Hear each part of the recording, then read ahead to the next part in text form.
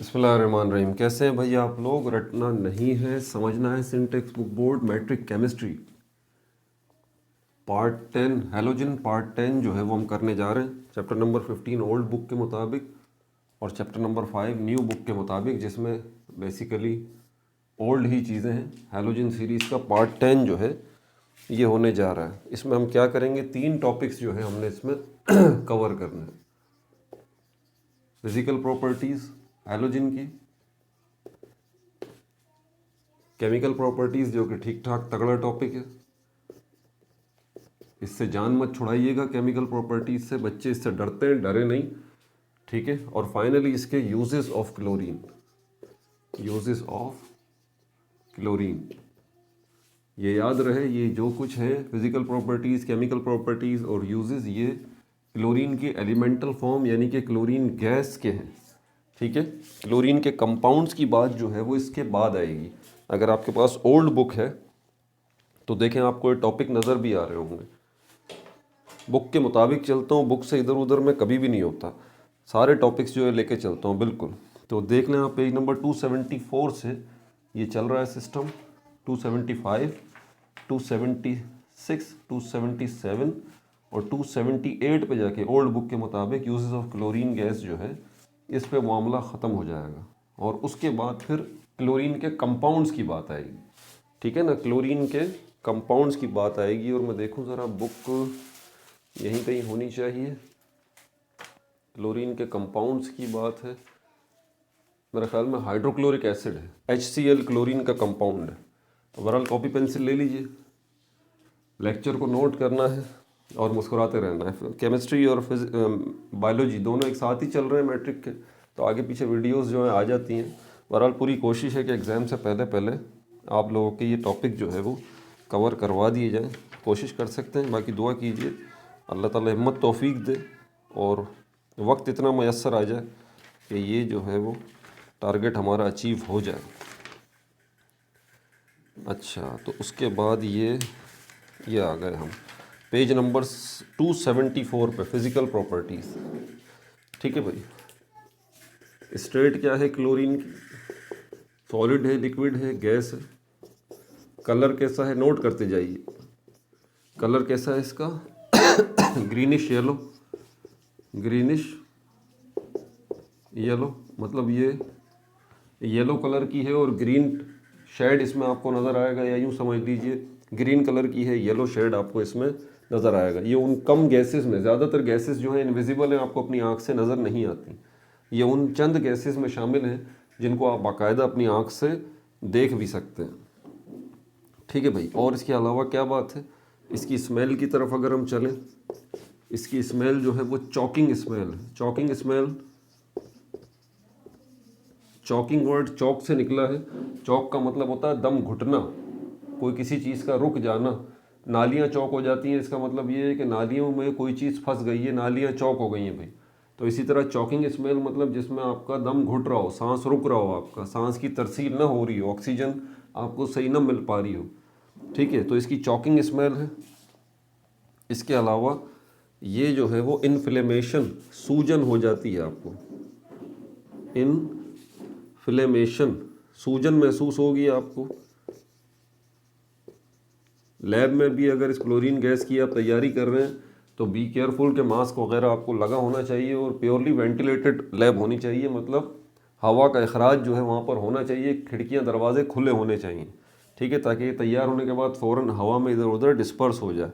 अगर तो आपके पास इसको सेव करने का तरीका नहीं है, तो इंतज़ाम नहीं है तो। इन्फ्लेमेशन मतलब सूजिश, सूजिश या सूजन आपको महसूस होगी। किसके अंदर सूजन या सूजिश महसूस होगी आपको? आपकी नोज़ में, नाक में और थ्रोट में।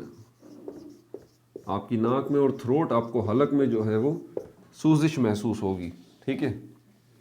फेयरली सॉल्यूबल है पानी के अंदर, यानी कि बहुत जल्दी जो है ये पानी के अंदर डिज़ोल्व हो सकती है। फेयरली सॉल्यूबल इन वाटर, और पानी में जब ये हल हो जाएगी, ठीक है, ये बीकर है, इसमें पानी मौजूद है H2O। अगर इसमें आप क्लोरीन गैस जो है वो डालेंगे तो क्लोरीन गैस जो है इसके अंदर मिक्स हो जाएगी, ठीक है। अब ये जो पानी बनेगा इसमें क्लोरीन गैस मौजूद है। इस पानी का एक ख़ास नाम है, इसको हम कहेंगे क्लोरीन वाटर। क्या कहेंगे? Chlorine water. समझ में आ गई बात आपको? तो इसको जो है क्लोरीन वाटर कहा जाएगा। इसके अलावा सिर्फ यही नहीं होगा कि ये आपको इन्फ्लेमेशन महसूस होगी या चॉकिंग स्मेल होगी, बल्कि क्या है, एक साथ एक और मसला भी है, कंजेशन, जकड़न, सीने में आपको जकड़न भी महसूस होगी। कंजेशन मतलब सीने का जकड़ जाना, ये भी होगा। कंजेशन भी आपको फील होगी इस क्लोरीन गैस की वजह से। इसकी डेंसिटी नोट्स में डालते रहिए। इसकी डेंसिटी जो है 3.214 ग्राम, 3.214 ग्राम पर क्यूबिक डेसीमीटर है। ये इसकी डेंसिटी क्या है? अगर आपको डिटेल में जानना है तो यूट्यूब सर्च बार में लिखिए डेंसिटी बाय रटना नहीं, समझना है। मैंने इसके ऊपर डिटेल्स बनाई है, मैंने बेसिक्स का भी ख्याल रखा है, साथ साथ बेसिक्स की वीडियोस भी जो है वो बनाता रहता हूँ। एट एस टी पी के फुल वर्ड्स बता देता हूँ, लिखने की जगह नहीं है। Standard temperature and pressure, standard temperature and pressure, ठीक है, उसके ऊपर, यानी कि स्टैंडर्ड टेम्परेचर एंड प्रेशर, इसके ऊपर जो है वो ये डेंसिटी होती है क्लोरीन गैस की। अब स्टैंडर्ड टेम्परेचर एंड प्रेशर क्या है, अभी इसकी डिटेल तो फिलहाल मैं आपको नहीं बता सकता, बस ये समझ जाइए कि एक ख़ास टेम्परेचर है और एक ख़ास प्रेशर है, ठीक है। एयर प्रेशर जो हमारा एटमॉस्फेरिक प्रेशर होता है ना, उसकी बात हो रही है, और हमारे एटमॉस्फेयर में का जो टेम्परेचर है उसकी बात हो रही है, ठीक है। इनकी फिक्स्ड वैल्यूज़ हैं, फिर कभी बताएंगे, अभी वक्त नहीं है। तो ये जहन में रहे कि ये जब भी डेंसिटी की बात होगी कि डेंसिटी क्लोरीन गैस की जो है वो बताइए, तो फिर आप ये जहन में रखें कि at S T standard temperature and pressure के ऊपर क्लोरीन की डेंसिटी ये है। अगर कोई आपसे इससे चेंज डेंसिटी बोले क्लोरीन की, तो आप समझ जाइएगा कि स्टैंडर्ड टेम्परेचर एंड प्रेशर वाली डेंसिटी नहीं है, बल्कि ये डेंसिटी जो है वो कुछ और है। याद रहे, डेंसिटी का बड़ा गहरा ताल्लुक प्रेशर और टेम्परेचर से होता है। अगर आप प्रेशर और टेम्परेचर में चेंज लेके आएंगे, तब्दीली लेके आएंगे, तो ऑटोमेटिकली उन चीज़ों की डेंसिटी के ऊपर फ़र्क पड़ता है, ये असरअंदाज होती हैं इसके ऊपर। और डेंसिटी को और अच्छे से समझना है तो एनोमलस बिहेवियर ऑफ वाटर, इसके ऊपर भी 3 वीडियोस मैंने बनाई हैं फिज़िक्स के अंदर, वो भी देख लीजिए, लिखिए सर्च बार में, वो आ जाएगा। Anomalous behaviour of water by रटना नहीं, समझना। उसमें मैं बेसिक कॉन्सेप्ट सारा का सारा वाटर की डेंसिटी ही है। बहरहाल और क्या है इसके अंदर, इसका बॉइलिंग पॉइंट BP लिख रहा हूँ, बॉइलिंग पॉइंट, इसका बॉइलिंग पॉइंट जो है -34 डिग्री सेंटीग्रेड है, ठीक हो गया भाई। और इसका मेल्टिंग पॉइंट जो है वो -101 डिग्री सेंटीग्रेड है। अब आप और हैरान हो रहे होंगे कि बॉइलिंग पॉइंट की अगर हम बात करते हैं या मेल्टिंग पॉइंट की बात करते हैं, तो आपके जहन में फ़ौरन ये बात आएगी कि यार बॉयल तो चीज़ें वो होती हैं जो कि लिक्विड होती हैं, और मेल्ट तो वो चीज़ें होती हैं जो कि सॉलिड होती हैं। क्लोरीन तो गैस है। तो भाई अगर आप पुराने साथ हैं तो आपको परेशान होने की ज़रूरत नहीं है, बातें पहले ही बता चुका हूँ। क्लोरीन गैस को आप लिक्विड में कन्वर्ट कर सकते हैं, लिक्विड क्लोरीन बना सकते हैं, और उस लिक्विड क्लोरीन को सॉलिड क्लोरीन भी बना सकते हैं। मेन गेम जो है वो टेम्परेचर का है। आप क्लोरीन गैस को ठंडा करना शुरू कीजिए, ठंडे होते होते तो उसको, क्लोरीन गैस को इतना फ्रीज़ कीजिए कि वो ठंडी हो के फाइनली एक टेम्परेचर ऐसा आएगा जिसके ऊपर वो गैस से लिक्विड में कन्वर्ट हो जाएगी, ठीक है। जिस टेम्परेचर पे क्लोरीन गैस लिक्विड में कन्वर्ट हो जाए, वही टेम्परेचर असल में उसका बॉइलिंग पॉइंट है, और ये है वो टेम्परेचर जिसके ऊपर क्लोरीन गैस जो है वो लिक्विड में कन्वर्ट हो जाएगी। बाकायदा आपको लिक्विड, जैसे पानी होता है बीकर में, क्लोरीन गैस इस तरह से पड़ी हुई नज़र आएगी। लेकिन ये शदीद टेम्परेचर है -34 डिग्री सेंटीग्रेड, ठीक है। और अगर आप चाहते हैं ये लिक्विड क्लोरीन जो है ये सॉलिड क्लोरीन बन जाए, तो इसको और ठंडा कीजिए और -101 डिग्री सेंटीग्रेड तक टेम्परेचर ले जाइए, तो ये लिक्विड क्लोरीन जो है वो सॉलिड क्लोरीन में कन्वर्ट हो जाएगी। और यही जिस टेम्परेचर पे ये लिक्विड क्लोरीन सॉलिड क्लोरीन में कन्वर्ट हो, यानी कि -101 डिग्री सेंटीग्रेड पे, यही टेम्परेचर असल में इसका मेल्टिंग पॉइंट भी है, ठीक है भाई। आगे चलें, और क्या इन्फॉर्मेशन है इसके अंदर। इलेक्ट्रोनेगेटिविटी क्या है? केमिकल बॉन्डिंग पूरा पूरा चैप्टर मैंने इसका बनाया है, सारी वीडियोस मौजूद हैं केमिकल बॉन्डिंग के ऊपर, सारे बॉन्ड्स बताए हैं, covalent bond, ionic bond, covalent bond की types, polar covalent bond, non polar covalent bond, और जो है वो डेटिव बॉन्ड, या फिर उसको हम जो है वो कोऑर्डिनेट कोवलेंट बॉन्ड भी बोलते हैं, वो हाइड्रोजन बॉन्डिंग, सारी जितनी पूरा कोई टॉपिक जो है वो केमिकल बॉन्डिंग का मैंने छोड़ा नहीं है। उसके अंदर ही इलेक्ट्रोनेगेटिविटी का भी कॉन्सेप्ट समझाया है। तो इलेक्ट्रोनेगेटिविटी जो है इसकी, इलेक्ट्रोनेगेटिविटी क्या है? कंबाइनिंग पावर होती है एक एटम की किसी के अंदर। मिसाल के तौर पर हाइड्रोक्लोरिक एसिड HCl है, इसमें क्लोरीन मौजूद है, ये हाइड्रोजन मौजूद है, ये दोनों आपस में मिले हैं। तो इन्होंने क्या किया है, क्यों मिले हैं ये? इसलिए मिले हैं ये दोनों एटम क्योंकि इनको अपना वैलेंस शेल कंप्लीट करना है, लास्ट शेल इनको अपना कंप्लीट करना है। कैसे कंप्लीट करेंगे ये? एक दूसरे को इलेक्ट्रॉन्स का तबादला करके नहीं, लेन देन करके नहीं, इलेक्ट्रॉन ट्रांसफर यहाँ नहीं होगा, कोई भी ना देगा कोई इलेक्ट्रॉन ना कोई लेगा, बल्कि यहाँ पर इस तरह से ये नज़दीक आएंगे कि दोनों अपने अपने इलेक्ट्रॉन एक ही जगह पे ले आएंगे और फिर एक पेयर बन जाएगा इलेक्ट्रॉन का, और वो पेयर जो है वो दोनों यूटिलाइज करेंगे एट द सेम टाइम।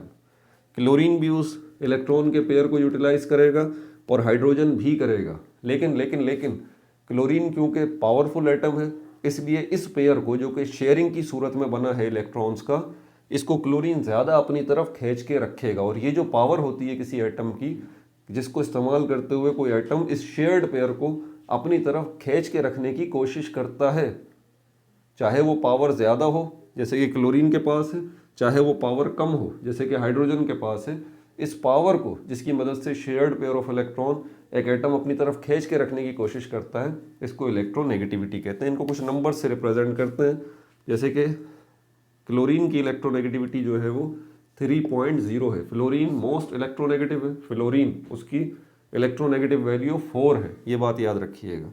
इसकी 2.1 है हाइड्रोजन की, और 3.0 क्लोरीन की इलेक्ट्रोनेगेटिव वैल्यूज़ है। ठीक है भाई, ये भी इंफॉर्मेशन मिल गई आपको। कभी भी जो है वो आपसे MCQs में कहीं भी ये सवाल पूछे जा सकते हैं, आपको पता होना चाहिए। ऑक्सीडेशन स्टेट्स क्लोरीन की एक से ज़्यादा होती हैं। ऑक्सीडेशन स्टेट क्या है? इसका आसान सा मतलब होता है formal charge on an atom in a compound. ये एक अलग टॉपिक है, ठीक है। इसके ऊपर डिटेल्ड वीडियो बनाऊंगा बाद में, एक्सरसाइजेस भी सॉल्व करवाऊंगा, क्योंकि ये फर्स्ट ईयर में भी आके आपको जो है वो डिस्टर्ब करेगा। और हो सकता है अगले साल केमिस्ट्री की जब न्यू बुक आए मैट्रिक की, तो उसके अंदर ये ऑक्सीडेशन स्टेट वाले क्वेश्चंस बाकायदा आएँ, ये भी पॉसिबिलिटी है। बहरहाल इस पर तो भी बात नहीं करूँगा। फॉर्मल चार्ज का मतलब क्या होता है? फॉर्मल का मतलब होता है रस्मी, जिसको हम कहते हैं ना फॉर्मेलिटीज़, ऐसी चीज़ें, फॉर्मल वर्ड निकला है फॉर्मेलिटीज़ से। फॉर्मेलिटीज़ का मतलब होता है ऐसी चीज़ें या ऐसे काम जो बस सानवी हैसियत रखती हैं, उनका असल मकसद कुछ भी नहीं होता, सिर्फ शोशा होती है। समझ में आ गई बात? तो एक चार्ज एक्चुअल होता है किसी एटम के पास, ठीक है, एक चार्ज एक्चुअल होता है, और एक चार्ज जो है वो, जैसे सोडियम के ऊपर +1 चार्ज है, ये क्या है? ये इसका एक्चुअल चार्ज है +1। लेकिन इसी वक्त ये एक्चुअल चार्ज भी है और ये फॉर्मल चार्ज भी कहलाएगा, क्योंकि फॉर्मल चार्ज की डेफिनेशन क्या है? On an atom in a compound. किसी कंपाउंड के अंदर जब ये चार्जेस हम लगा देते हैं किसी एटम पर, मिसाल के तौर पर अगर हमारे पास जो है वो HCl है, हाइड्रोक्लोरिक एसिड है, NaCl है, इसके अंदर भी देखें आप, इनके ऊपर भी चार्जेस हैं। क्लोरीन के ऊपर इस वक्त भी चार्ज है, सोडियम क्लोराइड के ऊपर इस वक्त भी चार्ज है। इसके ऊपर आगे तफसील से बात करेंगे, ठीक है, इस पर आगे तफसील से हम बात करेंगे। एक छोटी सी मिसाल दे के आगे चलता हूँ ताकि आप इस टॉपिक अधूरा न छूटे, ठीक है, तो आपको ये समझ में आ जाए। अब प्रॉब्लम ये, अब चार्ज का मतलब तो आप समझ गए कि भाई ये ऊपर जो प्लस लिखा हुआ होता है, ये एटम के ऊपर ये जो प्लस या माइनस के साथ नंबर लिखे हुए होते हैं, आसान बना है, इसको बहुत आसान बना है। ऑक्सीडेशन स्टेट का मतलब आसान सा ये है कि एटम्स के ऊपर जो ये ऊपर प्लस और माइनस लिखे होते हैं, जिसको चार्ज कहते हैं ना आप, इसी को आप ऑक्सीडेशन स्टेट कहें। पहले तो ये बात क्लियर है। कोई पूछे भाई ऑक्सीडेशन स्टेट क्या है, आप बोले भाई जो चार्ज ऊपर लगा हुआ होता है एटम के ऊपर, ये ऑक्सीडेशन स्टेट है उसकी, दैट्स इट। इन डिटेल क्या है, इन डिटेल तो मैं आगे बात करूँगा, लेकिन अभी एक छोटी सी मिसाल दे के बता दूँ। क्योंकि ये जो चार्ज होता है ये चेंज होता है, कहीं कम होगा कहीं ज़्यादा होगा, चेंज होगा। क्लोरीन का नॉर्मली जो ये -1 आपने बहुत दफ़ा देखा होगा, सोडियम क्लोराइड को देखते हैं ना, सोडियम क्लोराइड में क्या होता है, सोडियम के ऊपर +1 और इसके ऊपर -1 होता है। तो यहाँ पर इसकी ऑक्सीडेशन स्टेट क्लोरीन की इस कंपाउंड में, ये पूरा कंपाउंड है, इस कंपाउंड में क्लोरीन की ऑक्सीडेशन स्टेट -1 है। क्लियर हो गई ये बात। तो आपसे कोई पूछे कि इस कंपाउंड में क्लोरीन का ऑक्सीडेशन स्टेट क्या है, आप बोले -1। इस कंपाउंड में सोडियम का ऑक्सीडेशन स्टेट क्या है, आप बोले +1। आपसे कोई पूछे क्लोरीन का इस कंपाउंड के अंदर चार्ज क्या है, आप बोले -1। तो चार्ज, फॉर्मल चार्ज या ऑक्सीडेशन स्टेट एक ही चीज़ के दो नाम हैं, ठीक है। अभी फिलहाल आपने यहीं तक अपने जहन को रखना है, वरना जहन उलझ जाएगा। अब थोड़ा इन डिटेल आगे बता दूं, ज़रा एग्जाम्पल दे के भी समझा दूं, ये ज़रूरी है क्योंकि आगे केमिकल प्रॉपर्टीज़ में इस फॉर्म ऑक्सीडेशन स्टेट या फॉर्मल चार्ज के हवाले से ही बात होगी, फिर वहाँ जाके आप फंस जाएंगे। मिसाल के तौर पर आपको मैं बताता हूँ, यहाँ पर हमारे पास सोडियम क्लोरेट है, सोडियम क्लोरेट, इसके साथ आगे जो है ये रोमन में 1 लिखा हुआ है, ठीक है। और दूसरा हमारे पास जो है वो सोडियम क्लोरेट एक और है, ये भी सोडियम क्लोरेट है और ये भी सोडियम क्लोरेट है। देखिए सोडियम क्लोरेट हमारे पास दो हैं, लेकिन एक के साथ क्या लिखा हुआ है, ब्रैकेट के आगे रोमन में 1 लिखा हुआ है, दूसरे के आगे ब्रैकेट में रोमन में 5 लिखा हुआ है। इनके केमिकल फार्मूलाज भी आपके सामने लिखता हूँ। ये सोडियम क्लोरेट है, NaClO, ये सोडियम क्लोरेट है, ठीक है, 1 वाला। 5 वाला सोडियम क्लोरेट NaClO3। ध्यान लगाइएगा, यहाँ पर बहुत अहम चीज़ बता रहा हूँ, बहुत छोटी सी एग्जाम्पल देके, इस पर आगे फिलहाल बात नहीं करूँगा। अब यहाँ पर आप देखें ऑक्सीडेशन स्टेट चार्ज जो है, यहाँ पर इसको देखें, क्लोरीन पे क्या है ऑक्सीडेशन स्टेट, इस केस में इस कंपाउंड में क्लोरीन का ऑक्सीडेशन स्टेट क्या है, चार्ज क्या है, -1। यहाँ पर भी तो क्लोरीन है, यहाँ पर इसका चार्ज क्या है या फॉर्मल चार्ज क्या है या ऑक्सीडेशन स्टेट क्या है, क्या -1 ही होगा, नहीं, फिक्स नहीं है। क्लोरीन मुख्तलिफ कंपाउंड्स में मुख्तलिफ ऑक्सीडेशन स्टेट या चार्ज रखता है, यही तो प्रॉब्लम है।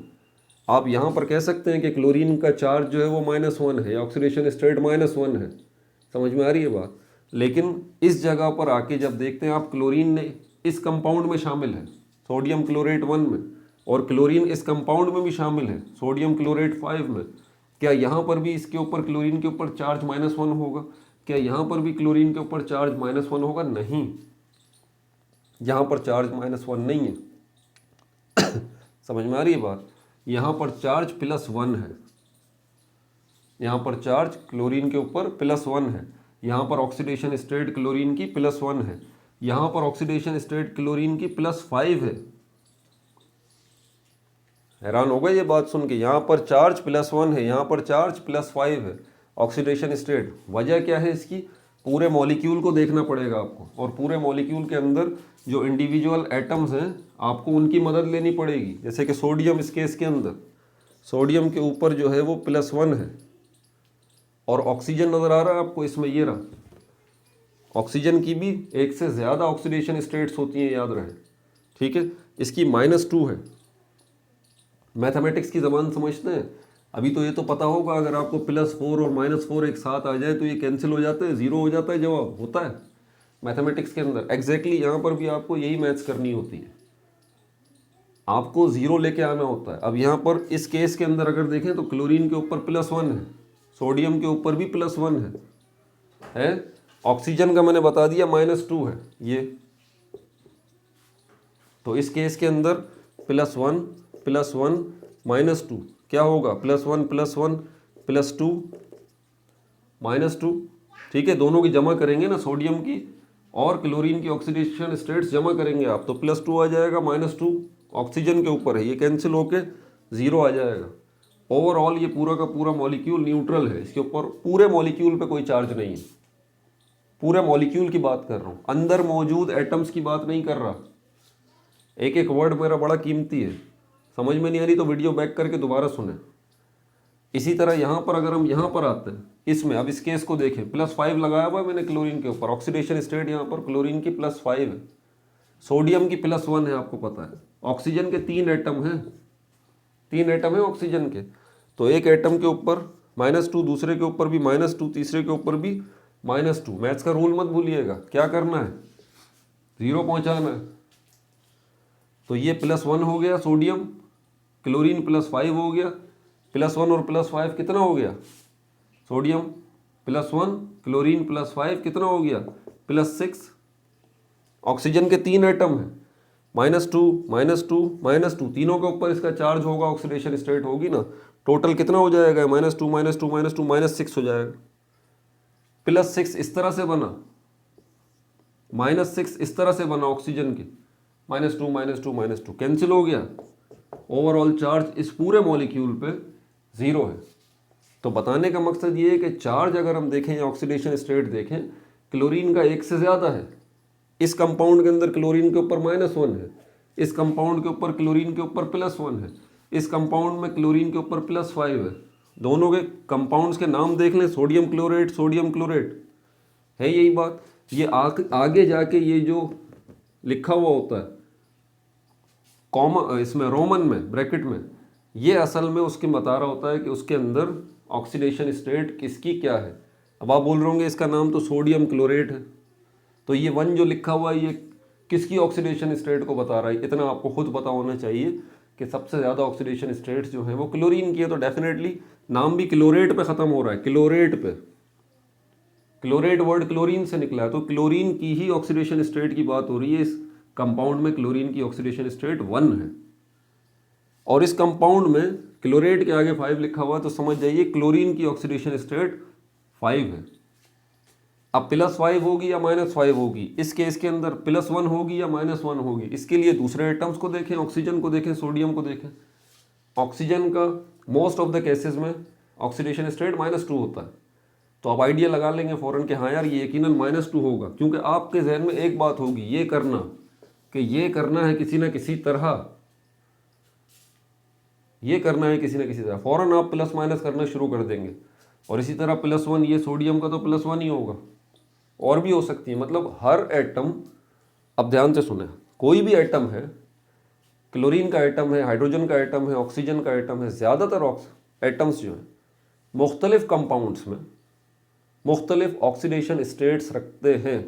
मिसाल के तौर पर क्लोरीन इस कंपाउंड में ऑक्सीडेशन स्टेट -1 रखता है, इस कंपाउंड में क्लोरीन ऑक्सीडेशन स्टेट +1 रखता है, और इस कंपाउंड में क्लोरीन ऑक्सीडेशन स्टेट +5 रखता है। समझ में आ गई बात? बस यहाँ पर बात ख़त्म करते हैं, अब हम आगे चलते हैं। अब इसकी ऑक्सीडेशन स्टेट्स कितनी है क्लोरीन की? Most of the compound -1। अभी ऑक्सीडेशन स्टेट पे बात तमाम नहीं हुई, मैंने आपको बताया बाकायदा प्रॉब्लम्स करके प्रैक्टिस करवा के आपको समझानी पड़ेगी, इस पर आपको मेहनत करनी पड़ेगी। पूरा क्वेश्चन बनता है ऑक्सीडेशन स्टेट्स का, MCQs में भी आता है, एंट्री टेस्ट में भी आता है ये, ठीक है।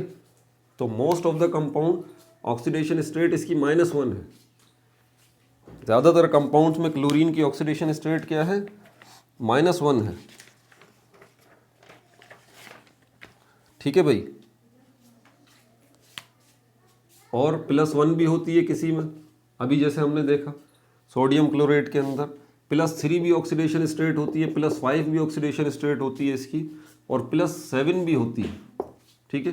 तो ये सारी ऑक्सीडेशन स्टेट्स जो हैं वो क्लोरीन की होती हैं मुख्तलिफ कंपाउंड्स में, लेकिन ज़्यादातर ये -1 होगी, ठीक है भाई। अभी भी समझ में नहीं आया, वीडियो को बैक करके दोबारा सुने, फिर समझ में नहीं आया फिर सुने, ये समझना आपका बहुत ज़्यादा ज़रूरी है, ठीक है।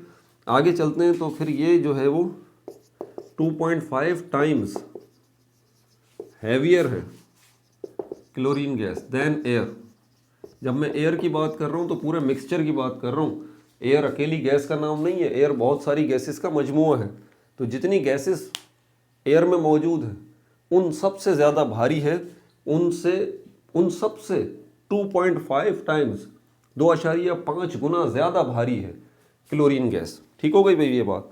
अब चलते हैं दूसरे टॉपिक की तरफ, केमिकल प्रॉपर्टीज़, केमिकल रिएक्शन, इसमें आएंगे हम।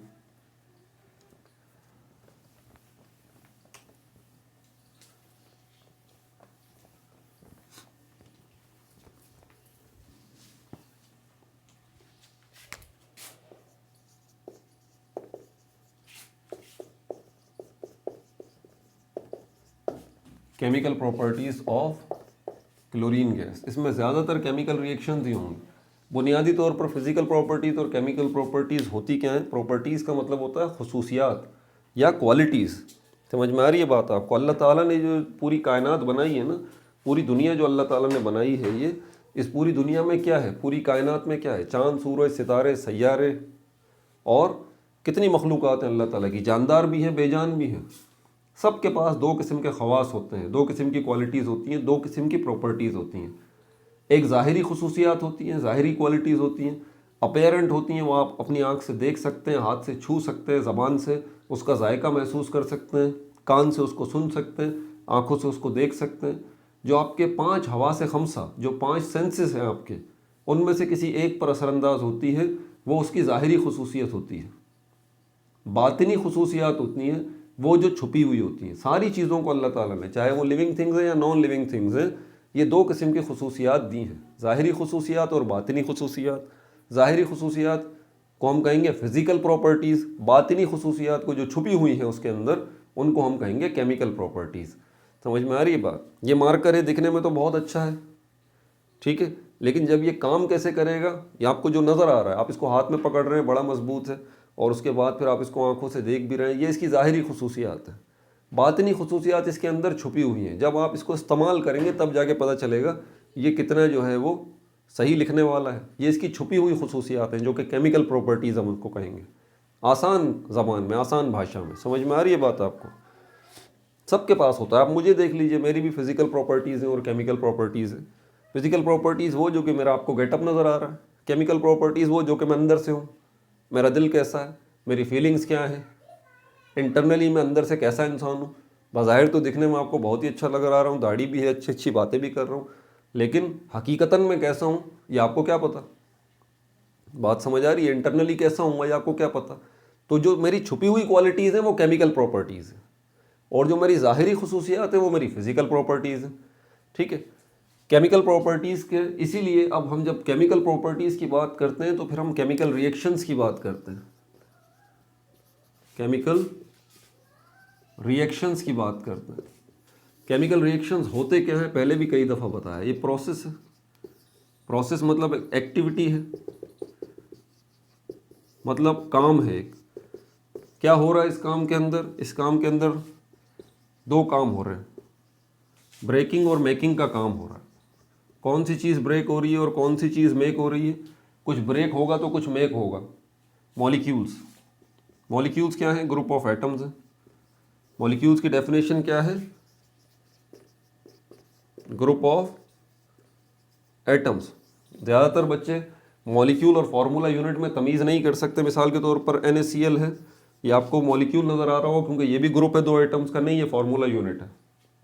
बहरहाल अभी फार्मूला यूनिट और मॉलिक्यूल के फ़र्क को छोड़ दीजिए, आप सबको ही फ़िलहाल मॉलिक्यूल ही कह लें, ठीक है। तो ये भी मॉलिक्यूल है क्योंकि ये भी ग्रुप है। मॉलिक्यूल की आसान सी डेफिनेशन ग्रुप है।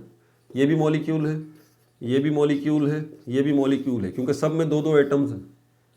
ये हाइड्रोजन गैस का मॉलिक्यूल है, दो एटम हाइड्रोजन गैस के हैं, दो एटम हाइड्रोजन के हैं, दो एटम ऑक्सीजन के हैं, दो एटम क्लोरीन के हैं। तो भले दो चीज़ें एक जगह इकट्ठी हों वो ग्रुप बना सकती हैं, अकेली चीज़ ग्रुप नहीं होती। तो एटम्स का ग्रुप जो है वो मॉलिक्यूल कहलाता है। केमिकल रिएक्शन ऐसा प्रोसेस है, ऐसी एक्टिविटी जिसके अंदर हम मॉलिक्यूल्स का टूटना और मॉलिक्यूल्स का बनना ये देखते हैं हम। मिसाल के तौर पर आपको बता देता हूँ एक और चीज़, मिटा दो इसको।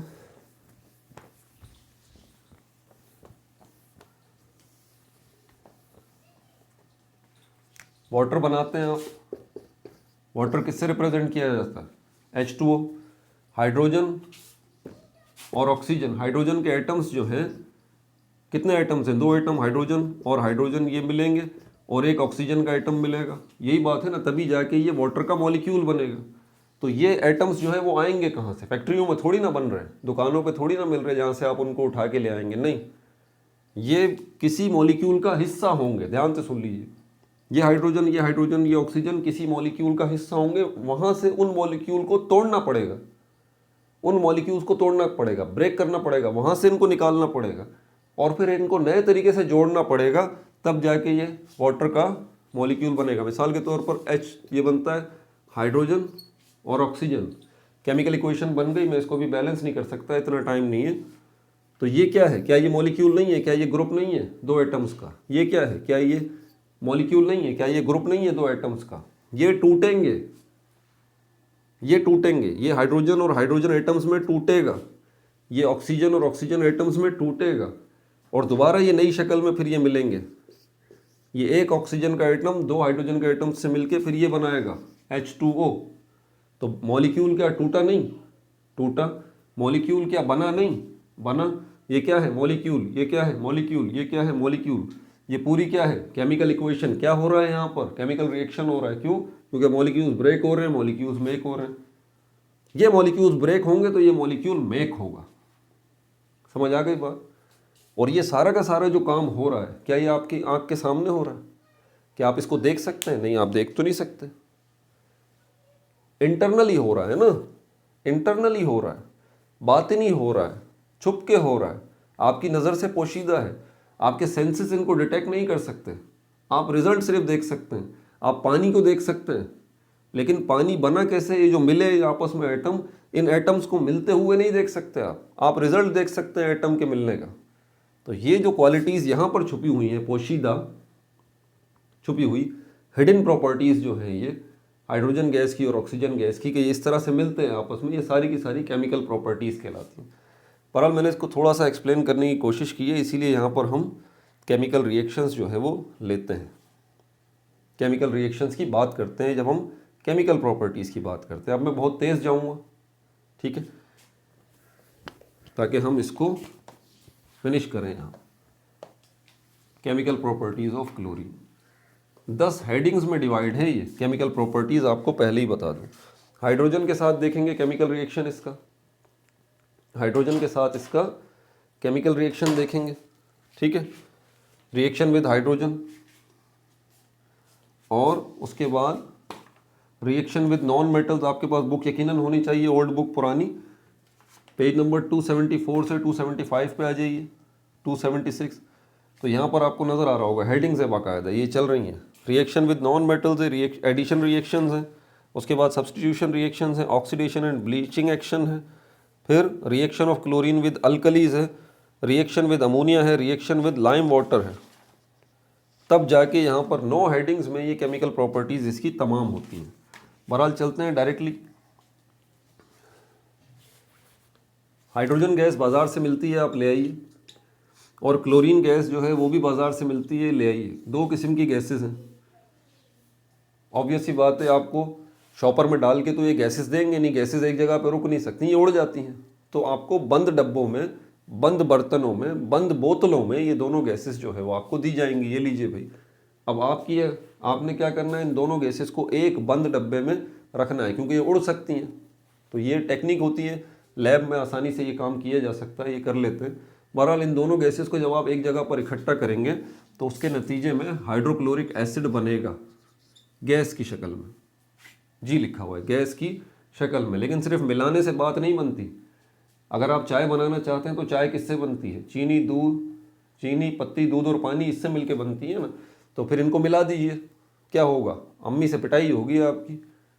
वो डेफिनेटली बोलेंगे भाई चीनी, पत्ती, दूध और पानी मिला तो दी, आग भी तो जलाओ, चूल्हा भी तो जलाओ, हीट तो दो इनको। जब तक चीनी, पत्ती, दूध और पानी को हीट नहीं मिलेगी, ये आपस में रिएक्ट कैसे करेंगे? चाय कैसे बनेगी? तो सिर्फ मिलाना बात नहीं है कि आपने इनको मिला दिया। मेन चीज़ जो हीट का फैक्टर है, ये चाहे तो आप ये हीट, उसको चूल्हा जला के आप हीट प्रोवाइड करें, या लकड़ियाँ जला के आप हीट प्रोवाइड करें, या तो फिर आप जो है वो क्या है, अवन के ज़रिए हीट प्रोवाइड करें। किसी भी तरह से आपको हीट जो है वो प्रोवाइड करनी पड़ेगी, देनी पड़ेगी हीट। तभी जाके हाइड्रोजन, तभी जाके चीनी, पत्ती, दूध और पानी आपस में रिएक्ट करेंगे और चाय बनेगी। बिल्कुल इसी तरह हीट का बड़ा फैक्टर है। या तो आप हीट बढ़ाएंगे या आप हीट घटाएंगे। बात समझ आ रही है? या तो हीट बढ़ाएंगे या घटाएंगे। तो यहाँ पर भी हाइड्रोजन और क्लोरीन गैसेस को मिक्स करने से हाइड्रोक्लोरिक एसिड नहीं बनेगा गैस की शक्ल में, बल्कि कुछ ना कुछ आपको यहाँ पर देना पड़ेगा जो कि इनको आपस में रिएक्ट करवाए। 2 चीज़ें, या तो आप हल्की सी हीट दें या फिर सनलाइट दें आप इनको। सनलाइट में भी थोड़ी बहुत हीट होती है, ठीक है, पता है आपको इस बात का। और हीट आप हल्की सी इसको हीट देंगे तो ये आपस में रिएक्शन शुरू करके हाइड्रोक्लोरिक एसिड जो है वो बना लेंगे। अब आप बोलेंगे हाइड्रोक्लोरिक एसिड सर एसिड है, एसिड का मतलब तो तेज़ाब होता है, और तेज़ाब तो हमने देखा है फिल्मों ड्रामों में वो लिक्विड शेप में होता है। आपने हाइड्रोक्लोरिक एसिड को गैस में लिख दिया। भाई लिक्विड शेप में होता नहीं है तेज़ाब, उसको लिक्विड बना के रखा जाता है। ठीक है, ये बात नहीं है कि वो होता क्या है। मोस्टली एसिड्स को हम पानी के साथ वाटर में मिक्स करके रखते हैं, बस फ़र्क ये है। तो ये हाइड्रोजन गैस जो है, ये हाइड्रोक्लोरिक एसिड जो गैस है, असल में ये एसिड है। आपने इस गैस को फिर क्या करना है, पानी के साथ मिक्स करना है। महफूज तो करना है ना भाई, चीज़ों को महफूज करने के लिए आप क्या करते हैं, डब्बों में बंद कर देते हैं ना, यही करते हैं, रैप अप कर देते हैं उनको, बंद कर देते हैं उनको, महफूज करने के लिए कवरिंग कर देते हैं। यही बात है। केमिस्ट्री की दुनिया में चीज़ों को महफूज करने के कई तरीके हैं। पानी जो है वो भी एक ऐसा मीडियम है जिसमें आप डाल दें चीज़ों को तो वो सेफ हो जाती हैं। जैसे कि हाइड्रोक्लोरिक एसिड ये गैस है, इसको छोड़ेंगे, ढक्कन खोलेंगे, ये उड़ जाएगी। आप उसी डब्बे के अंदर जिसमें हाइड्रोक्लोरिक एसिड गैस मौजूद है, उस बर्तन में, उसमें आप पानी डाल दीजिए, तो पानी जैसे ही जाएगा, पानी हाइड्रोक्लोरिक एसिड जो कि गैस की शक्ल में है, इससे रिएक्ट करेगी और ये नीचे पानी जो पड़ा हुआ होगा, सारी गैस इस पानी के अंदर आ जाएगी, सारी गैस इस पानी के अंदर आ जाएगी। और जिसको अब आप एसिड कहते हैं, नॉर्मली जिसको कहते हैं ना तेज़ाब, भाई वो लिक्विड है, तो वो लिक्विड तेज़ाब जो है वो ऐसा होता है। पानी के अंदर हम तेज़ाबों को रखते हैं, एसिड्स को पानी के अंदर हम रखते हैं। तो पानी एक मीडियम है, एक ब्रीफ केस है, एक डब्बा है, एक बॉक्स है। समझ में आ रही है बात आपको। तो ये हाइड्रोक्लोरिक एसिड जब बनेगा गैस की शक्ल में, आप पानी मिक्स कीजिए, ये एसिड बन जाएगा। बस इतनी सी बात है। आगे चलते हैं। दूसरा हमारे पास पहला हो गया रिएक्शन विद मेटल्स, मेटल्स के साथ रिएक्शन क्लोरीन गैस का देखते हैं। मिटा दूँ इसको।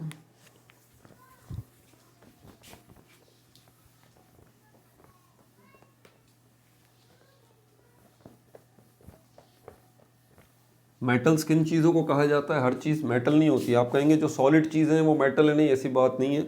ये मार्कर भी सॉलिड है तो ये भी मेटल है, नहीं। 4 शर्तों पे कोई चीज़ जब पूरी उतरती है तो हम उसको मेटल कहते हैं। पहली शर्त ये है कि उसमें से इलेक्ट्रिक करंट पास हो।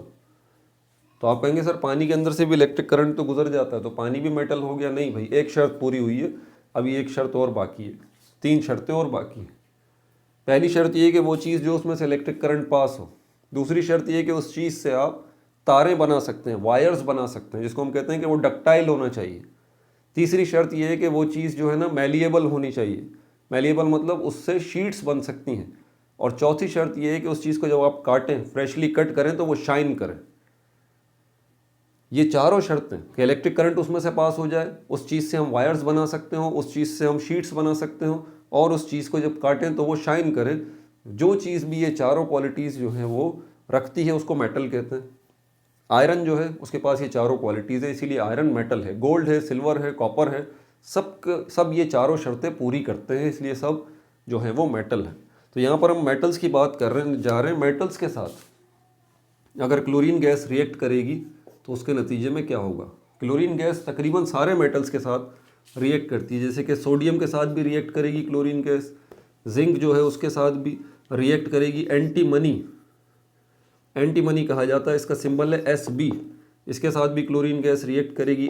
फेरिक यानी कि आयरन, इसके साथ भी रिएक्ट करेगी। और टिन जो Sn से रिप्रेजेंट करते हैं, उसके साथ भी क्लोरीन गैस रिएक्ट करेगी। देख लें, सोडियम, जिंक, एंटीमनी, आयरन और टिन, ये 5 के 5 मेटल्स हैं। ठीक है, इनके साथ chlorine gas, chlorine gas, chlorine gas, chlorine gas, chlorine gas react करेगी। देखते हैं इससे क्या क्या चीज़ें बनती हैं। सोडियम क्लोरीन गैस के साथ रिएक्ट करेगी, सोडियम क्लोराइड बनेगा।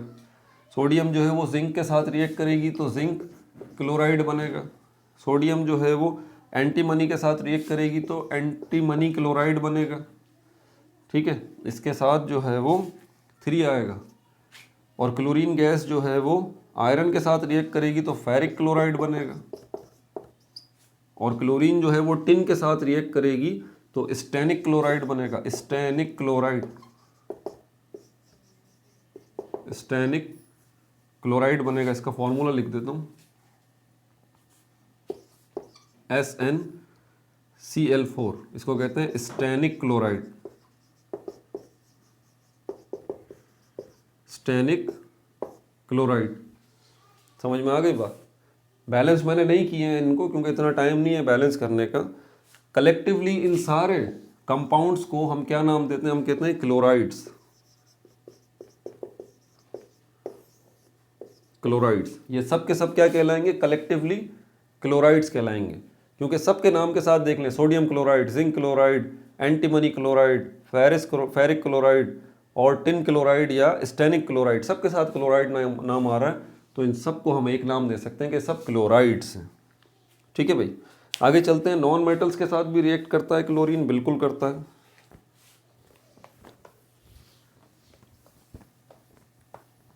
टेम्परेचर का बहुत बड़ा किरदार होता है यहाँ पर जो है ना।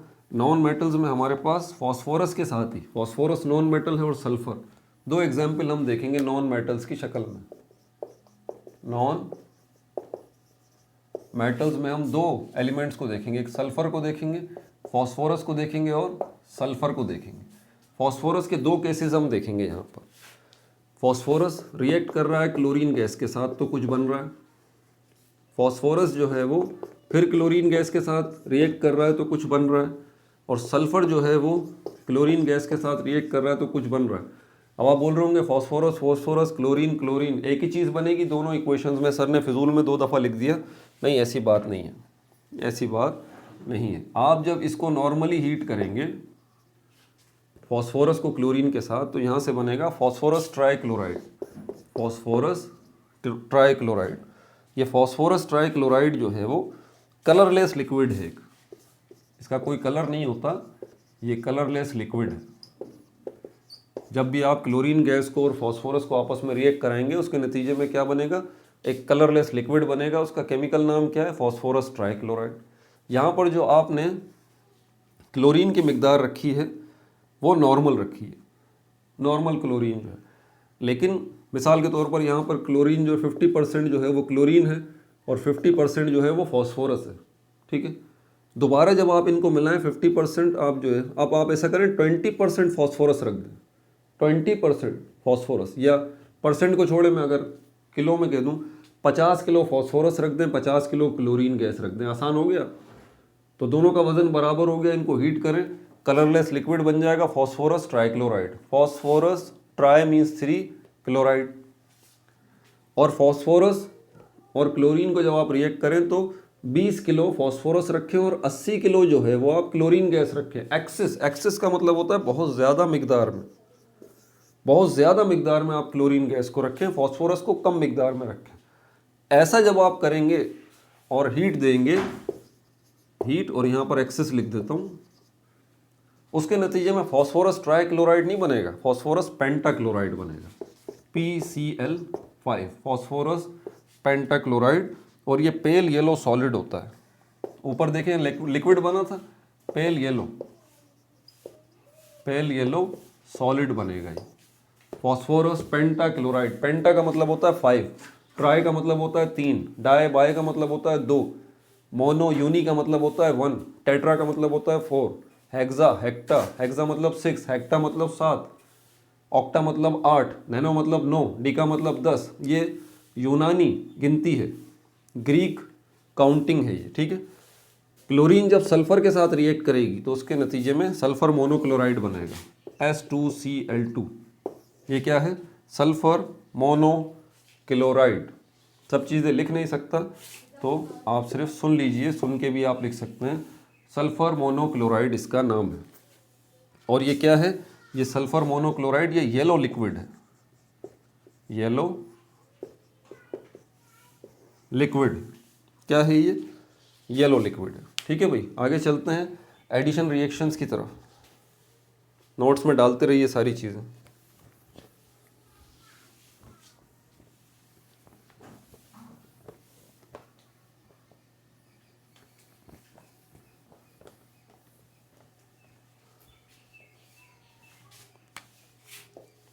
नंबर 4 पे अब आ गए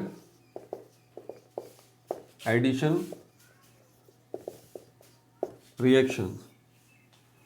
नंबर 1 पे हमने कौन से देखे थे, हाइड्रोजन के साथ रिएक्शन। ठीक है, नंबर 2 पे हमने क्या देखा था, मेटल्स के साथ रिएक्शन। नंबर 3 पे हमने क्या देखा था, नॉन मेटल्स के साथ रिएक्शन। नंबर 4 पे अब हम क्लोरीन के एडिशन रिएक्शंस देखेंगे। ज़रा आप ये एडिशन रिएक्शंस को समझ लीजिए। ये जब भी आए तो असल में इसका मतलब क्या होता है, इसका मतलब ये होता है ऑर्गेनिक रिएक्शंस हैं। ऑर्गेनिक रिएक्शंस, ऑर्गेनिक रिएक्शंस मतलब वो रिएक्शंस जिसमें ऑर्गेनिक कंपाउंड्स इन्वॉल्व हैं। ऑर्गेनिक कंपाउंड्स बड़े बड़े होते हैं, ठीक है। इनकी तफसीलात तो हम आगे देखेंगे जब इंशाल्लाह ऑर्गेनिक केमिस्ट्री चैप्टर नंबर 17 में शुरू करेंगे। अभी आप ये समझ लीजिए कि ये ऑर्गेनिक रिएक्शंस होते हैं। ऑर्गेनिक रिएक्शंस वेयर टू और मोर मॉलिक्यूल्स कंबाइन, वेयर टू और मोर मॉलिक्यूल्स कंबाइन, जहाँ दो या दो से ज़्यादा मॉलिक्यूल्स जो हैं वो क्या होते हैं, वो कंबाइन होते हैं टू फॉर्म। और कंबाइन होने के बाद क्या बनाते हैं, to form large one, large one. इसका मतलब ये हुआ, पहली बात ये ऑर्गेनिक रिएक्शंस होते हैं, मतलब जिसमें ऑर्गेनिक कंपाउंड्स इन्वॉल्व हैं।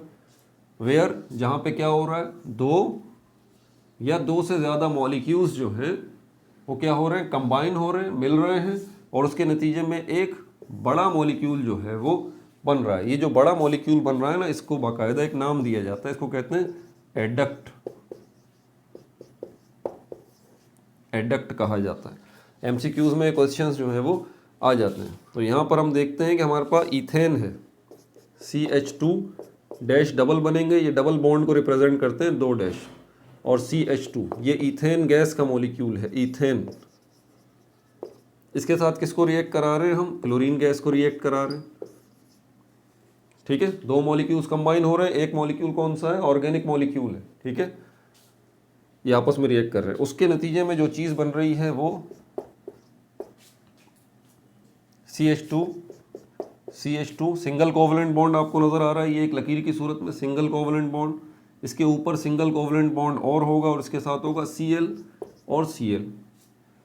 इसका नाम क्या है, इसको हम कहते हैं 1,2 डाइक्लोरोइथेन, 1,2 डाइक्लोरोइथेन, ये इसका नाम है। बड़ा नाम है, मुश्किल है ना, परेशानी तो हो रही होगी, कोई परेशानी नहीं है, बड़ा आसान नाम है, ठीक है। इसका तरीका होता है, ये नोमेनक्लेचर में आते हैं ऑर्गेनिक कंपाउंड्स के नाम रखने का तरीका। ये ऑर्गेनिक कंपाउंड है तो इसका नाम आप खुद भी रख सकते हैं, बहुत आसान है, कि सिर्फ तरीके याद करने होते हैं, वो आगे चल के ऑर्गेनिक केमिस्ट्री में आप इंशाल्लाह सीखेंगे। इसी तरह अगर जो है वो कार्बन मोनोऑक्साइड और क्लोरीन को रिएक्ट करवाया जाए, कार्बन मोनोऑक्साइड और क्लोरीन गैस को जो है वो रिएक्ट करवाया जाए, तो उसके नतीजे में फॉस्जीन गैस बनती है, बड़ी भयानक गैस। फॉस्जीन गैस जो है वारफेयर में इस्तेमाल होती है, जंगों में इस्तेमाल होती है, केमिकल वेपन के तौर पर इस्तेमाल होती है और होती रही है। इसको कहते हैं COCl2, ये फॉस्फीन गैस है, phosgene gas, sorry phosgene gas, phosgene gas. उसके नतीजे में ये फॉस्जीन गैस बनती है, बहुत ही ख़तरनाक होती है। जिस तरह तेज़ाब आप किसी के ऊपर डाल दें तो उसका हाल क्या होगा, सोच लीजिए। इसी तरह ये तेज़ाब तो लिक्विड है, आप इधर उधर भाग के किसी न किसी तरह बच भी सकते हैं। गैस जो है, धुआं जो है, गैस से कहाँ से बचेंगे आप सोचिए ज़रा। इतनी भयानक, इतनी ख़तरनाक गैस है ये फॉस्जीन गैस, ठीक है। इसीलिए क्लोरीन को जो है वो सैटेनिक एलिमेंट भी कहा जाता है, याद है, शैतानी एलिमेंट। ये फॉस्जीन गैस जो है इससे बनती है। तीसरा जो हमारे पास है सल्फ़र डाइऑक्साइड को अगर आप रिएक्ट कराएं तो क्लोरीन गैस के साथ सल्फ़र डाइऑक्साइड को रिएक्ट कराएं तो सल्फ्यूराइल क्लोराइड बनता है। इसकी डिटेल को फ़िलहाल छोड़ दें, SO2Cl2, सल्फ्यूराइल क्लोराइड, इसका नाम है सल्फ्यूराइल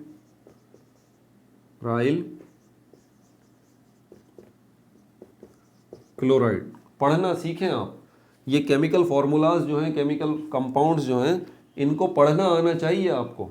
बच्चों की तरह ये मत बोलें CH2 या Cl2, नहीं भाई, इसको बोलें क्लोरीन गैस, इसको बोलें इथेन गैस, नाम लें इनका जो केमिकल, इनको बोलें 1,2 डाइक्लोरोइथेन, इसको बोलें फॉस्जीन गैस, ये कार्बन मोनोऑक्साइड, ये chlorine gas, sulphur dioxide, chlorine gas, और ये सल्फ्यूराइल क्लोराइड है। ये याद है ना, पहली वही आप सल्लल्लाहु अलैहि वसल्लम पे जो नाजिल हुई थी, अल्लाह ताला ने पहली बात जो कुरान करीम में है क्या है, इकरा। क्या मतलब है इकरा का, पढ़। अल्लाह ताला ने देखें पहली वही का पहला वर्ड क्या है, इकरा, मतलब पढ़, पढ़ अपने रब के नाम से। याद आया कुछ? तो अल्लाह का पहला हुक्म है पढ़ना। आपको पढ़ना आना चाहिए। सबसे पहले रीडिंग करना सीखें। लिखने का की बात बाद में हुई है, पढ़ अपने रब के नाम से और लिख। तो पहले पढ़ाई फिर लिखाई, पहले पढ़ना आना चाहिए फिर लिखें। तो आपको रीडिंग आनी चाहिए, पहले लिखना पढ़ना पहला हुक्म है हमारे लिए अल्लाह ताला की तरफ से। पहली वही में बात की गई है लिखने पढ़ने की। आप इसकी अहमियत का अंदाज़ा कर लीजिए ज़रा। अब चलते हैं सब्स्टिट्यूशन रिएक्शंस की तरफ। 5वें नंबर पर रिएक्शंस है, मिटा दूँ इसको।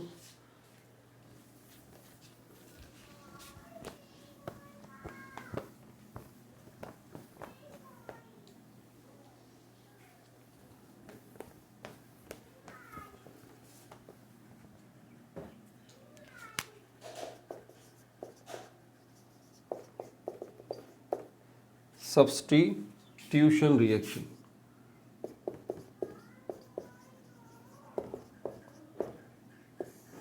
सब्स्टिट्यूशन का मतलब होता है अदल बदल। ठीक है, सब्स्टिट्यूट का क्या मतलब है, अदल बदल, जिसमें कोई रिप्लेसमेंट का काम होता है। रिप्लेस वर्ड किससे निकला है? प्लेस का मतलब क्या है, जगह। रीप्लेस का मतलब होता है जगह बदल देना। मैं यहाँ खड़ा हूँ, आप वहाँ खड़े हैं, चलो भाई सब्स्टिट्यूट हो जाते हैं। आप यहाँ आ जाए, मैं आपकी जगह पे आ जाता हूँ। ये क्या हो रहा है? रिप्लेसमेंट हो रही है, रिप्लेसमेंट हो रही है। आप दूसरे की जगह पे जा रहे हैं, दूसरा आपकी जगह पे आ रहा है। This is called replacement. इसी को, लेकिन इस रिप्लेसमेंट के अंदर एक बात का भी ख्याल रखना चाहिए कि आप जो रिप्लेस हो रहे हैं, आप एक जगह पे काउंट करते हैं, आप अकाउंट्स डिपार्टमेंट में काम करते हैं, आप काम कर रहे हैं, आपकी रिप्लेसमेंट आ रही है अकाउंट्स डिपार्टमेंट में। तो अकाउंट्स डिपार्टमेंट में जो रिप्लेसमेंट आपकी आएगी और आप उसकी जगह पे जाएंगे, तो डेफिनेटली आने वाला अकाउंट्स का काम जानता होगा, नहीं जानता होगा? सोचने की बात है।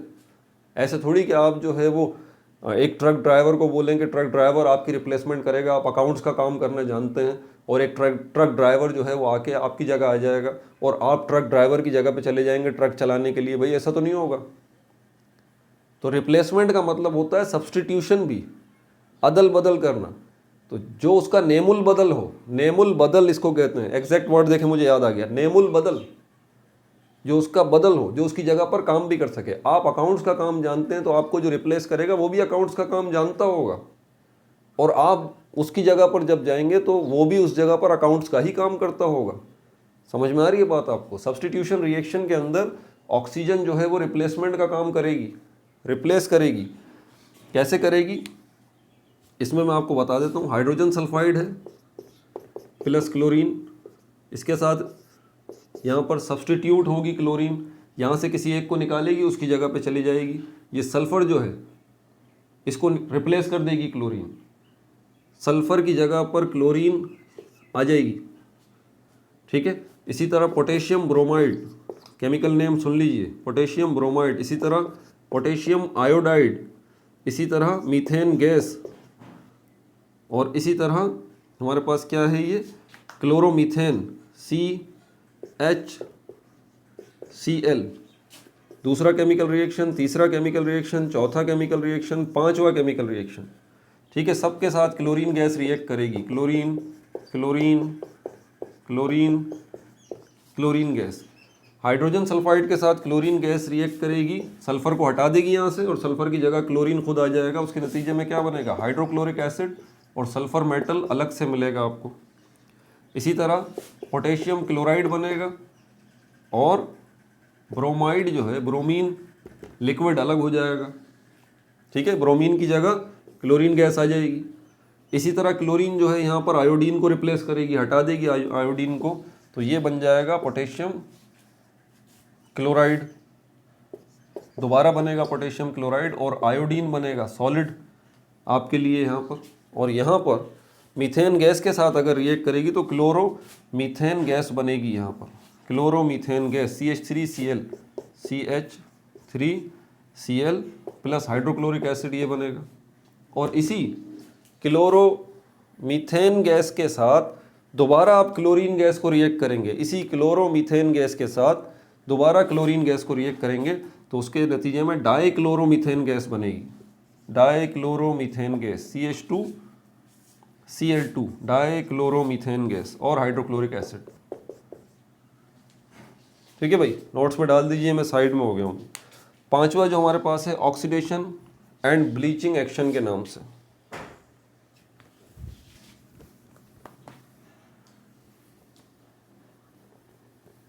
सब्स्टिट्यूशन रिएक्शन हमारे पास पांचवा था, छठा अब हमारे पास आ रहा है, छठा chemical reaction oxidation and bleaching action.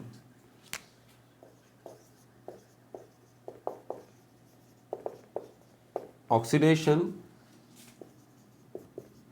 And bleaching action. ये ब्लीचिंग एक्शन जो है, ब्लीचिंग एक्शन, इसको आसान करके सिर्फ आपको कपड़ों पॉइंट ऑफ व्यू से समझा दूं। कपड़ों के अंदर वाइटनेस लेके आना चाहते हैं आप, जिस चीज़ के ज़रिए आपके पास वाइट सूट है, ठीक है, वाइट कलर का बहुत ज़्यादा इस्तेमाल होता है, आपको पता है, ठीक है, कपड़ों के अंदर, बलबूसात के अंदर, टेक्सटाइल के अंदर वाइट कलर बड़ा पसंद किया जाता है, सुन्नत भी है। तो वाइट बड़ी जल्दी ख़राब भी हो जाता है। अब जो चीज़ ज़्यादा पसंद की जाती है और जल्दी ख़राब भी हो जाती है, तो उसके हवाले से काम भी उतना ही ज़्यादा होगा। तो ये ब्लीचिंग एक्शन जो है वो यही करता है, कपड़ों की वाइटनेस दोबारा ले आता है। कैसे लेके आएगा? उसमें जो कलर, दाग, धब्बे वगैरह है उनको हटा के, यही होगा ना। तो ब्लीचिंग एक्शन का मतलब यही होता है, रंगों को हटा के, रंगों को हटा देना, कलर्स को हटा देना, और उसके नतीजे में वाइटनेस जो है उसको एक्सपोज करना, ये काम होता है। ये कहलाता है ब्लीचिंग एक्शन। क्लोरीन जो गैस है ये ब्लीचिंग एक्शन का भी किरदार अदा करती है। कैसे करती है? ये ब्लीचिंग एक्शन का किरदार अगर क्लोरीन गैस कर रही है तो कैसे कर रही है? ऑक्सीडेशन प्रोसेस के जरिए। ऑक्सीडेशन प्रोसेस के जरिए ये काम हो रहा है। ऑक्सीडेशन का प्रोसेस कौन सा है? रिडक्शन का प्रोसेस याद है?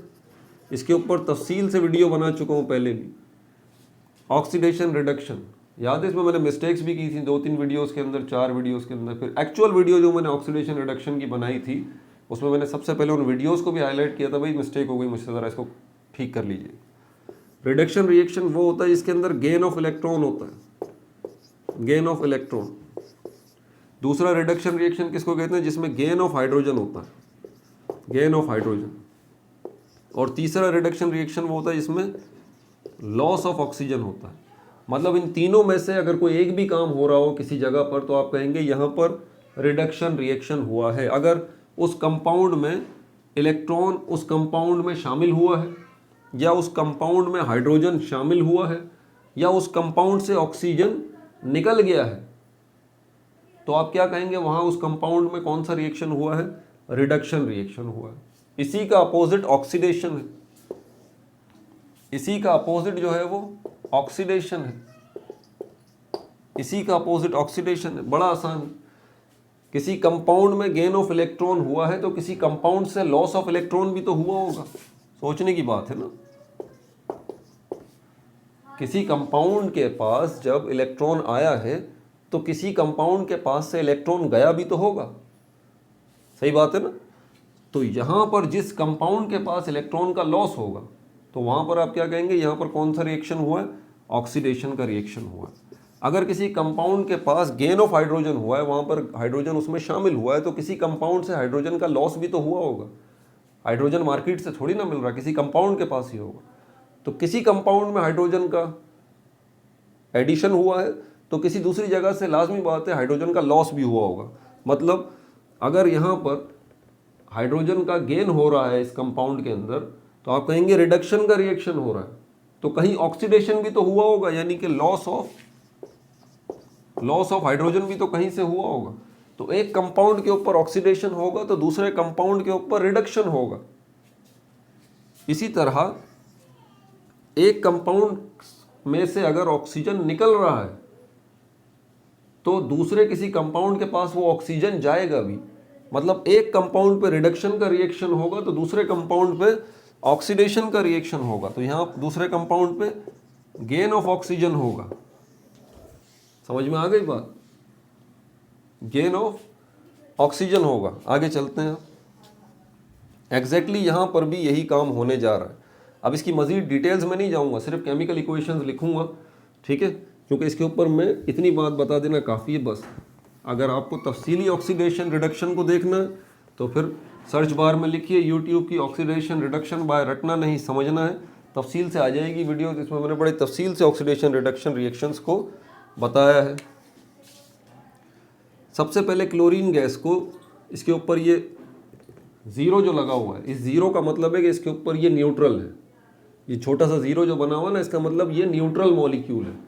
ठीक है, न्यूट्रल मॉलिक्यूल का मतलब मैं पहले बता चुका हूँ।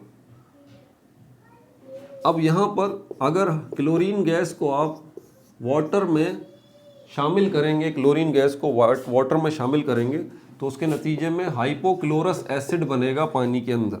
हाइपोक्लोरस एसिड बनेगा, हाइपोक्लोरस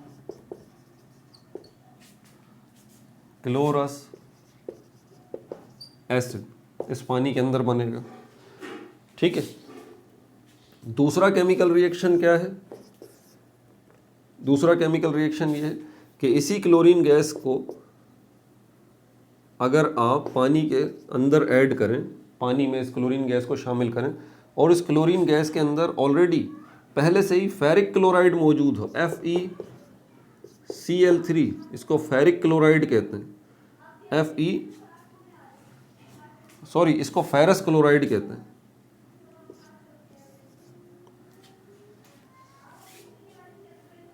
ये फेरस क्लोराइड है। ठीक है, और ये ग्रीन कलर का है। आपने पानी के अंदर फेरस क्लोराइड को डाल दिया, ये ग्रीन कलर का है। ठीक है, उसी पानी के अंदर आपने क्लोरीन गैस को भी डाल दिया। पानी के अंदर पहले आपने क्या डाला? Ferrous chloride. ये फेरस क्लोराइड है, ज़रा इसको पढ़ना सीख लीजिए। फेरस क्लोराइड है और ये ग्रीन कलर का है। आपने इसको पानी में डाल दिया, वहीं पर आपने ऑक्सीजन क्लोरीन गैस भी डाल दी उसी पानी के अंदर। ये क्लोरीन गैस जो है फिर क्या करेगी? इसके साथ रिएक्ट करेगी और उसके नतीजे में ये ग्रीन कलर का फेरस क्लोराइड जो है वो येलो कलर का फेरिक क्लोराइड में कन्वर्ट हो जाएगा, FeCl, ये येलो कलर का है। तो क्या होगा? इसका नतीजा ये निकलेगा कि वो पानी जो है, वो पानी जो आपको पहले ग्रीन कलर का नज़र आ रहा था इस फेरस क्लोराइड की वजह से, अब वही पानी जो है वो आपको येलो कलर का नज़र आएगा। वही पानी जो है वो आपको क्या होगा? येलो कलर का नज़र आएगा। किस वजह से? इसकी वजह से, इस क्लोरीन की वजह से। ये क्लोरीन गैस जो है उसके साथ रिएक्ट करेगी। समझ आ गई बात? तीसरा केमिकल रिएक्शन अब देखते हैं। अगर हम सल्फ्यूरिक एसिड पानी में डालते हैं, मिटा दूं इसको, sulphuric acid H2SO4, sulphurous acid, sorry. अब आपने दोबारा पानी लिया और उसके अंदर आपने क्या किया है? आपने जो है वो सल्फ्यूरस एसिड H2SO3 ये पानी के अंदर मौजूद है पहले से। इसमें आपने क्या किया है? क्लोरीन गैस को भी डाल दिया, H2O, तीनों को एक साथ कर रहा हूँ। आप चाहें तो आगे पीछे कर सकते हैं, इससे फ़र्क नहीं पड़ता। ठीक है, तो पहले आपने पानी लिया, उसके अंदर सल्फ्यूरस एसिड जो है वो बना हुआ है और उसके अंदर आपने क्लोरीन गैस को डाला है। तो क्लोरीन गैस के डालने की वजह से ये सल्फ्यूरस एसिड सल्फ्यूरिक एसिड में कन्वर्ट हो जाएगा H2SO4 में। ठीक हो गया भाई। और इसके अलावा एक और एसिड जो यहाँ पर बनेगा वो बनेगा हाइड्रोक्लोरिक एसिड, हाइड्रोक्लोरिक एसिड। अभी आपने 3 किस्म के रिएक्शंस अभी सुने हैं आपने। किस किस का? क्लोरीन गैस को पानी में आप डाल रहे हो तो हाइपोक्लोरस एसिड बन रहा है, HOCl। पहले मैंने ये बात की। फिर मैंने ये बात की कि पानी के अंदर आपने जो है वो फेरस क्लोराइड डाल दिया ग्रीन कलर का, फिर क्लोरीन गैस को उसमें डाला, तो उसके नतीजे में वो सोल्यूशन जो पहले ग्रीन कलर का था अब येलो कलर का हो गया। क्यों? क्योंकि अंदर रिएक्शन हुआ है, क्लोरीन ने फेरस क्लोराइड को फेरिक क्लोराइड में कन्वर्ट कर दिया, येलो कलर वाला। फिर मैंने तीसरी चीज़ आपको बताई कि यहाँ पर जो है वो पानी के अंदर हाइपोक्लोरस एसिड मौजूद है, ये वाला सल्फ्यूरस एसिड मौजूद है पानी के अंदर पहले। अब इसमें जब आप क्लोरीन गैस को रिएक्ट करवा रहे हैं तो उसके नतीजे में ये सल्फ्यूरस एसिड सल्फ्यूरिक एसिड में कन्वर्ट हो रहा है। सल्फ्यूरस है ये सल्फ्यूरिक है, फ़र्क देख लीजिए। और हाइड्रोक्लोरिक एसिड भी यहाँ पर बन रहा है। हो क्या रहा है? अब ज़रा मैं आपको पूरी पिक्चर दे देता हूँ। क्लोरीन गैस को आपने पानी में डाला तो उसके नतीजे में असल में पानी के अंदर जो है वो 2 एसिड्स बने, एक हाइड्रोक्लोरिक एसिड और दूसरा हाइपोक्लोरस एसिड HOCl। अब तफसील से सुन लीजिए ज़रा। ये जो हाइपोक्लोरस एसिड है HOHClO, ये हाइपोक्लोरस एसिड जो है इसमें से ये ऑक्सीजन अब निकलेगा। हाइपोक्लोरस एसिड में क्या है और हाइड्रोक्लोरिक एसिड में क्या है, फर्क क्या है, सिर्फ ऑक्सीजन का ही तो है ना। तो ये ऑक्सीजन यहाँ से निकलेगा HCl+O, इस O को हम ये एटॉमिक फॉर्म में ऑक्सीजन निकलेगा। तो ऑक्सीजन का रिमूवल यहाँ से हो रहा है, निकल रहा है ना ऑक्सीजन। तो अगर ऑक्सीजन का रिमूवल कहीं से हो रहा हो तो हम कौन सा रिएक्शन कहेंगे कि कौन सा रिएक्शन हुआ, याद आया, रिडक्शन का रिएक्शन हुआ है। यहाँ रिडक्शन का रिएक्शन हुआ है तभी तो ऑक्सीजन यहाँ से निकला है, लॉस ऑफ ऑक्सीजन। तो अगर रिडक्शन का रिएक्शन हुआ है तो फौरन आपके ध्यान में क्लिक होगा कि ऑक्सीडेशन का रिएक्शन भी तो कहीं होगा, उसी पानी के अंदर, उसी बर्तन के अंदर ये काम होने जा रहा है। ये मत भूलिएगा कि उस पानी के अंदर अगर हम कह रहे हैं कि क्लोरीन गैस को अगर आप पानी में डाल रहे हैं तो उससे दो एसिड बन रहे हैं, हाइड्रोक्लोरिक एसिड और हाइपोक्लोरस एसिड। और हाइपोक्लोरस एसिड जो है वो फर्दर इसमें से रिडक्शन का रिएक्शन हो रहा है और लॉस ऑफ ऑक्सीजन हो रहा है। तो आप ये मत समझिएगा कि उसके अंदर से हाइड्रोक्लोरिक एसिड सारा का सारा खत्म हो गया, नहीं, हाइड्रोक्लोरिक एसिड मौजूद है। दो एसिड्स है ना, हाइपोक्लोरस और हाइड्रोक्लोरिक। अब ये जो ऑक्सीजन निकला है ये कहाँ जाएगा, ये इसके पास जाएगा H2SO4, H2SO3 सल्फ्यूरस एसिड के पास। किसके पास, सल्फ्यूरस एसिड के पास जाएगा ये ऑक्सीजन। मैंने कहा था ना, एक जगह पर अगर रिडक्शन हो रहा है, लॉस ऑफ ऑक्सीजन हो रहा है इस जगह पर, तो कहीं गेन ऑफ ऑक्सीजन भी तो होगा।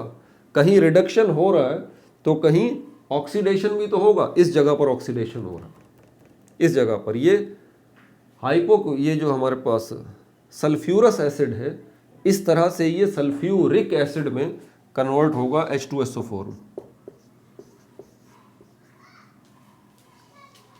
अब पानी के अंदर क्या चीज़ मौजूद होगी पता है आपको, सल्फ्यूरिक एसिड मौजूद होगा। आसान लफ्ज़ों में आपको बताऊं, अगर आप ये कहते हैं कि भाई आपको सल्फ्यूरिक एसिड बनाना है, सल्फ्यूरिक एसिड आप बनाना चाहते हैं तो किससे बनाएंगे, ये रहा सल्फ्यूरिक एसिड। अब ज़रा सुन लीजिएगा, तो सल्फ्यूरिक एसिड आप बनाना चाहते हैं तो किससे बनाएंगे, आप बोलेंगे मैं क्लोरीन और वाटर को आपस में रिएक्ट कराऊंगा। तो वो कहेगा भाई क्लोरीन और वाटर को आप रिएक्ट कराएंगे तो उसके नतीजे में सल्फ्यूरिक एसिड थोड़ी ना बनेगा, उसके नतीजे में तो हाइड्रोक्लोरिक एसिड बनेगा और हाइपोक्लोरस एसिड बनेगा। तो आप उसको कहेंगे भाई वो जो हाइपोक्लोरस एसिड बनेगा ना ये वाला, उसमें फर्दर रिएक्शन होगा, ये उसके पास से फिर क्या होगा, उसके पास से उसका ऑक्सीजन निकलेगा और ऑक्सीजन निकल के उसके पास जाएगा। किसके पास, इसके पास। ये ऑक्सीजन निकल के इसके पास जाएगा। समझ आ गई बात, ये ऑक्सीजन निकल के इसके पास जाएगा और उसके नतीजे में सल्फ्यूरस एसिड बनेगा और उसके बाद सल्फ्यूरस एसिड के बाद फर्दर फिर रिएक्शन होकर सल्फ्यूरिक एसिड बनेगा। समझ आ गई बात। इसमें थोड़ी और डिटेल है, बहरहाल ये है कि मैं अभी इसको मज़ीद तो एक्सप्लेन नहीं कर पाऊँगा वरना बहुत सारी चीज़ें रह जाएंगी। ठीक है भाई, आगे चलते हैं। इसमें कुछ बात है, अभी कुछ रहता है बताने के लिए। ठीक है, बच्चे माशाल्लाह ज़हीन है ना, बच्चे देख रहे हैं वीडियो, सर जो हैं वो ऐसे थोड़ी को कुछ भी बता देंगे। क्वेश्चन अभी भी एक रहता है ना,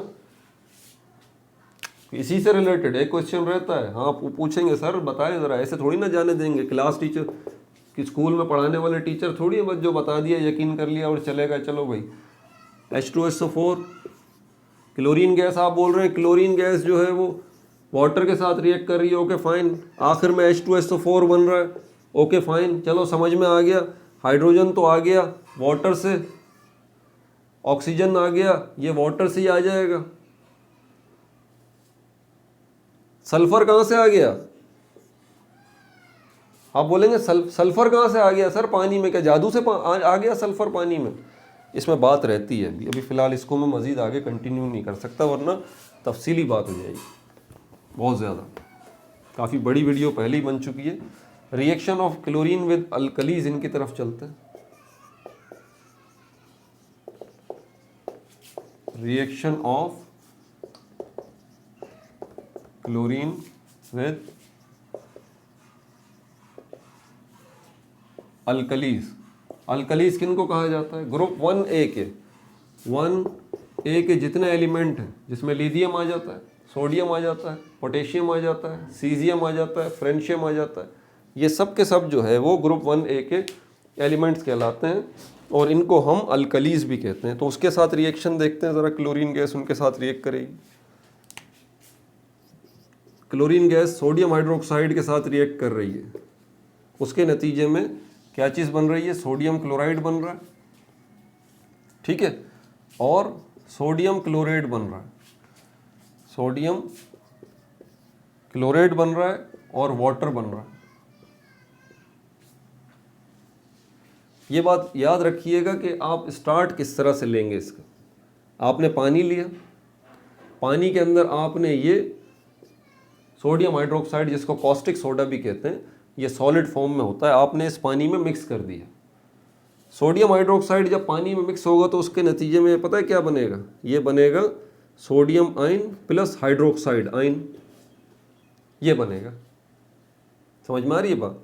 तो ये जो सोल्यूशन कहलाएगा ये सोडियम हाइड्रोक्साइड सोल्यूशन कहलाएगा। पानी लिया, सोडियम हाइड्रोक्साइड कॉस्टिक सोडा को इसमें डाल के मिक्स कर दिया, ये सोल्यूशन तैयार हो गया, सोडियम हाइड्रोक्साइड का सोल्यूशन। अब आप क्लोरीन गैस को रिएक्ट करवाएंगे इसके अंदर, क्लोरीन गैस इसके अंदर जाएगी। ये याद रहे कि ये जो सोल्यूशन आप बनाएंगे सोडियम हाइड्रोक्साइड का, ये कोल्ड होना चाहिए, बहुत ज़्यादा ठंडा होना चाहिए, बहुत ज़्यादा ठंडा होना चाहिए। अब जब आप इस सोडियम हाइड्रोक्साइड के सोल्यूशन में क्लोरीन गैस को रिएक्ट कराएंगे, तब जाके आपके पास सोडियम क्लोराइड बनेगा इसी के अंदर, ठीक है, क्योंकि Cl2 से Cl निकलेगा, Cl निकलेगा, और ये Cl जाके सोडियम क्लोरीन जाके सोडियम के साथ रिएक्ट करेगा तो सोडियम क्लोराइड बन जाएगा। और यही सोडियम जो है, बहुत सारे सोडियम के आयंस बनेंगे, सिर्फ यही थोड़ी ना बनेगा, बहुत सारे सोडियम के आयंस बनेंगे। तो बहुत सारे सोडियम के आयंस बनेंगे, बहुत सारे जो है वो क्लोराइड के भी आयंस बनेंगे। उसके बाद फिर ये जाके रिएक्ट करेगा तो सोडियम क्लोरेट बनेगा, सोडियम क्लोरेट। इसके साथ 1 लिखना लाजमी है। शुरू में याद आया, शुरू में बताया था बिल्कुल, सोडियम क्लोरेट की एग्जाम्पल दी थी, आगे रोमन में 1 लिखा था, सोडियम क्लोरेट 1। इसके अंदर वैलेंसी ऑक्सीडेशन स्टेट 1 है, +1 क्लोरीन। ये कब होगा? जब कोल्ड सोल्यूशन होगा, बहुत ज़्यादा, बहुत ठंडा सोल्यूशन होना चाहिए सोडियम हाइड्रोक्साइड का। और अगर यही सोल्यूशन जो है वो कोल्ड नहीं है बल्कि हॉट है, बहुत ज़्यादा गर्म सोल्यूशन है, यही दोनों केसेस ज़रा सामने रखें, एग्जाम में क्वेश्चन आ सकता है। रिएक्शन बताइए क्लोरीन गैस का सोडियम हाइड्रोक्साइड सोल्यूशन के साथ, when it is cold, when it is hot. तो ज़रा समझ लीजिए, कोल्ड सोल्यूशन की सूरत में जो है वो आपके पास सोडियम क्लोराइड बन रहा है, सोडियम क्लोरेट बन रहा है, 1 वाला, मत भूलिएगा। और अगर यही सोल्यूशन ठंडा है, यही सोल्यूशन जो है वो ठंडा है, बहुत ज़्यादा कोल्ड है, तो उसके नतीजे में क्या होगा? उसके नतीजे में आपके पास अब जो चीज़ बनेगी वो बनेगी सोडियम क्लोरेट, लेकिन ऑक्सीडेशन स्टेट उसकी, उसके अंदर जो है वो क्या होगी? 5 होगी, V, सोडियम क्लोरेट, और इसके साथ 3 जो है वो ऑक्सीजन के एटम लगे होंगे। सोडियम क्लोरेट अब भी बनेगा, सोडियम क्लोराइड अब भी बनेगा, वाटर अब भी बनेगा, लेकिन ऑक्सीडेशन स्टेट का फर्क रखिएगा। कोल्ड वाटर, कोल्ड सोल्यूशन की सूरत में सोडियम क्लोरेट क्या है? ये वाला बनेगा, और हॉट सोल्यूशन की सूरत में सोडियम क्लोराइड ये वाला बनेगा। क्लियर हो गई ये बात? आगे चलते हैं। रिएक्शन विद अमोनिया, अगर अमोनिया गैस के साथ क्लोरीन गैस को रिएक्ट कराते हैं, मिटा दूं इसे,